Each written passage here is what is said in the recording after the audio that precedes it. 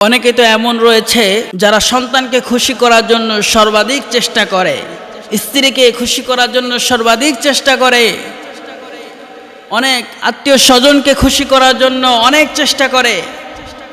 কিন্তু যিনি আমার মালিক, যিনাকে আমার সিজদা করা দরকার, যিনার হুকুম মতো আমাকে চলা দরকার, যেই তরিকা আমাকে অনুসরণ করা দরকার, সেই তরিকা আমি অনুসরণ না করে শয়তানের পথে চলে আল্লাহ রব্বুল আলামিনকে অসন্তুষ্ট করে তাদেরকে খুশি করতে চাই। আল্লাহ রব্বুল আলামিনকে অসন্তুষ্ট করে কখনোই অন্যদেরকে সন্তুষ্ট করা যায় না।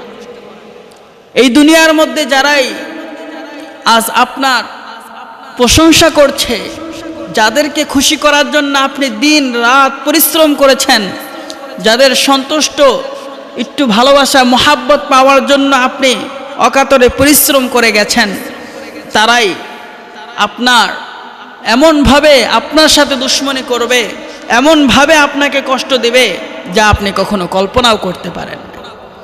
এই জন্য আল্লাহ রব্বুল আলামিনকে একটু খুশি করার চেষ্টা করুন, একটু সন্তুষ্ট করার চেষ্টা করুন।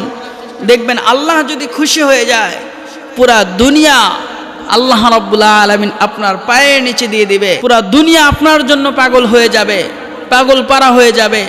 এই জন্য আল্লাহ রব্বুল আলামিনকে খুশি করার জন্য সর্বাধিক চেষ্টা করুন।